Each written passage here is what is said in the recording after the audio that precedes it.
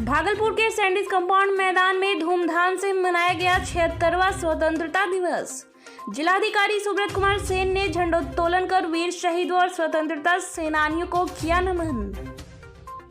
एक तरफ जहां पूरा भारतवर्ष आज़ादी का 75वां अमृत महोत्सव मना रहा है, वहीं आज आज़ादी के अमृत महोत्सव पर अपना भारतवर्ष 76वां स्वतंत्रता दिवस मना रहा है। आज पूरे देश में स्वतंत्रता दिवस धूमधाम से मनाया गया। भागलपुर जिला का मुख्य समारोह स्थल सैंडिस कंपाउंड मैदान में जिलाधिकारी सुब्रत कुमार सेन ने झंडोत्तोलन कर वीर शहीदों और स्वतंत्रता सेनानियों को नमन करते हुए लोगों के नाम अपना संदेश कहा, साथ ही 76वें स्वतंत्रता दिवस की बधाई दी। इस दौरान जिलाधिकारी ने जिले में चल रहे विकास की योजनाओं को लेकर जानकारी दी, साथ ही देश को उच्च शिखर पर पहुंचाने के लिए लोगों को आत्मनिर्भर बनने पर बल दिया। इससे पहले डीएम ने स्वतंत्रता दिवस परेड का निरीक्षण किया। यह parade commander law and order DSP doctor Gaurav Kumar के नेतृत्व में संपन्न हुई, जिसमें प्लाटून में बिहार विशेष सशस्त्र पुलिस, जिला महिला सशस्त्र बल, गृह रक्षक बल, सीटीएस नाथनगर का बैंड, अग्निशमन दस्ता के साथ साथ एनसीसी एवं स्काउट के बच्चों ने भी परेड में भाग लिया। झंडोत्तोलन के बाद पूरा सैंडिस कंपाउंड राष्ट्रीय गान से गुंजायमान हो गया, मानो लोगों के अंदर देशभक्ति का जज्बा उमड़ रहा हो। कार्यक्रम के दौरान भागलपुर क्षेत्र के उप महानिरीक्षक विवेकानंद, जिलाधिकारी Subrata Kumar Sen, senior SP Baburam, ADM Shiv Kumar, DDC Pratibha Rani, SDO Dhananjay Kumar के अलावे काफी संख्या में प्रशासनिक पदाधिकारी और शहर के गणमान्य लोग मौजूद थे। बताते चले कि कोरोना के बाद भागलपुर का सैंडिस कंपाउंड मैदान इस बार शहर वासियों की भीड़ से खचाखच भरा हुआ था। 17 अगस्त को विषहरी पूजा, बिहुला विषहरी पूजा को लेकर तैयारी हुई पूरी। इस बार लगेंगे जमकर मेले। कलाकारों ने मूर्ति को दिया अंतिम रूप। विधि विधान से पूजा को लेकर मनसा देवी मंदिर सज कर तैयार। अपने अंग जनपद की बिहुला विषहरी मनसा पूजा अपने आप में विशेष स्थान रखता है। कोरोना के चलते 2 साल से मंदिर का पट नहीं खुल पा रहा था।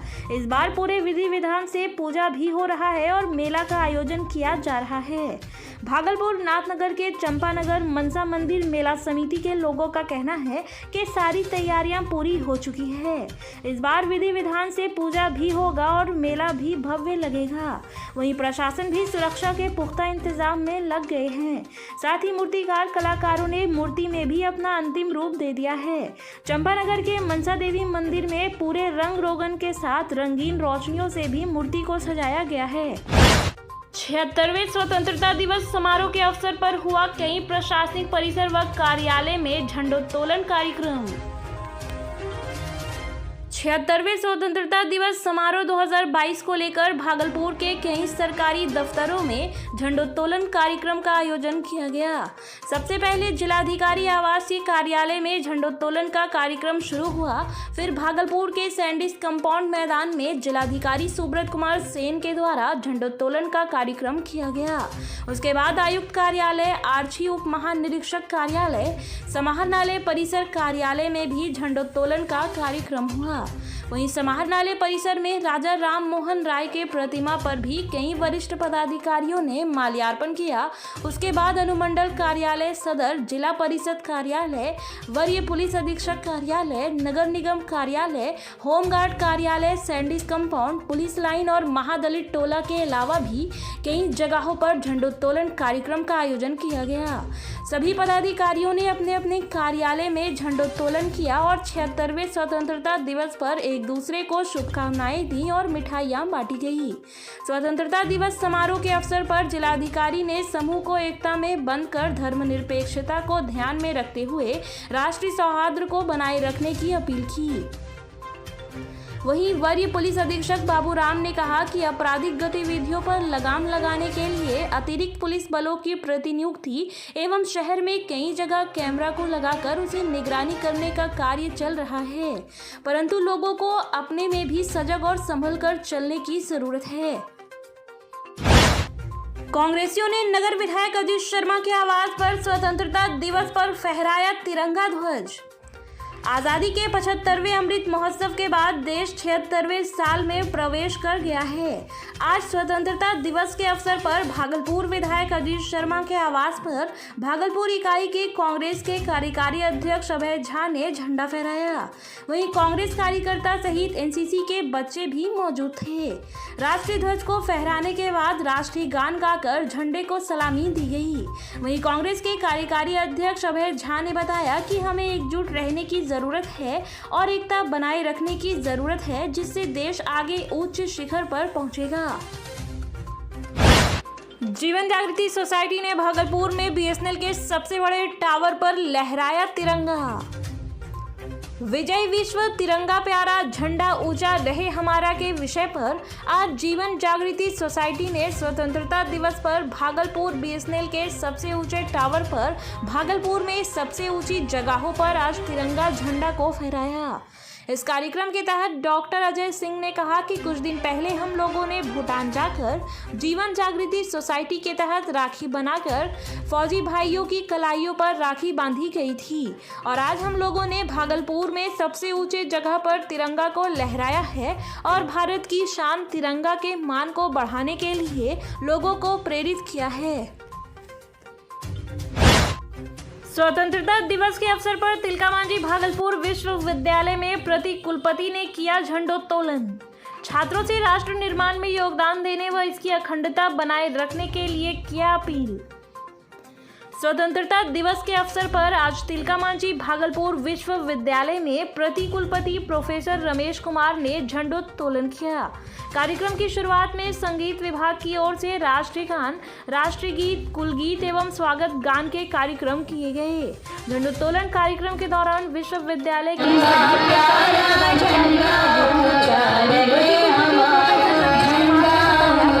निर्माण में योगदान हमारी प्राथमिकता होनी चाहिए और राष्ट्र की अखंडता को बनाए रखने के लिए हमें अपने साथ साथ दूसरों को भी प्रेरित करना चाहिए। साथ ही उन्होंने स्वतंत्रता सेनानियों के बारे में भी बताया।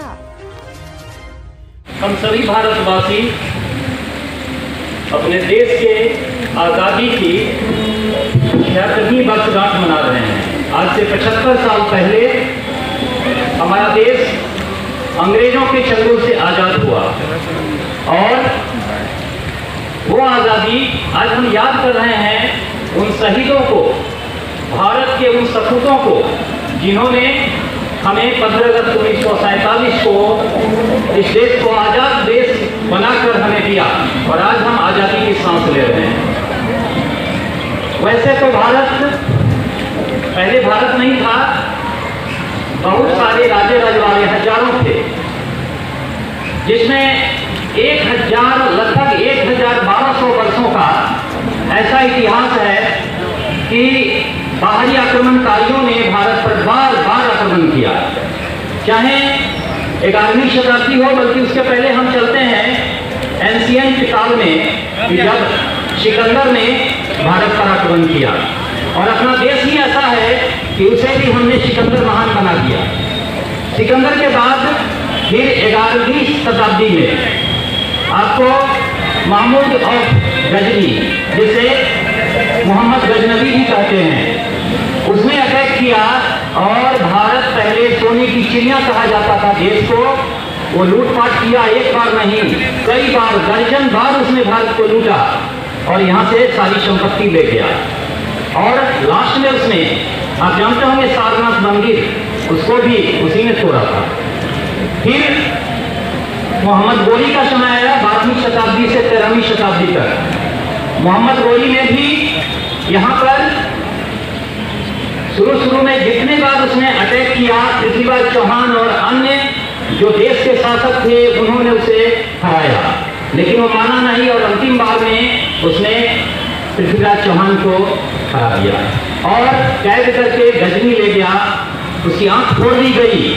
लेकिन आप लोग जरूर पढ़े होंगे कि में कहा गया था 4 बांस 24 गज अंगुल अष्टप्रमाण एते पे सुल्तान है मचुको चौहान, और फिर उसने मोहम्मद गोरी की हत्या वहीं कर दी तीर से। और फिर भी आताइयों का आना जाना नहीं रुका रहा। चंगेज खान हो चाहे और भी दूसरे जितने भी आक्रमणकारी थे वो भारत में आए, लूटपाट किए। और फिर आता है समय मुगलों का, जिसमें बाबर के नेतृत्व में सेना यहाँ कदम करती है और पानीपत की लड़ाई में इब्राहिम मुगल शासन को स्थापित किया गया। और तब से बाबर हो, हुमायूं हो, अकबर हो, जहांगीर हो, शाहजहां हो और औरंगजेब हो, इन लोगों का शासन चलता रहा, जिसमें औरंगजेब का शासन सबसे क्रूर था। उसने हिंदू धर्म के विरुद्ध बहुत ही खराब स्टेप लिया था और आगे चल के उसी समय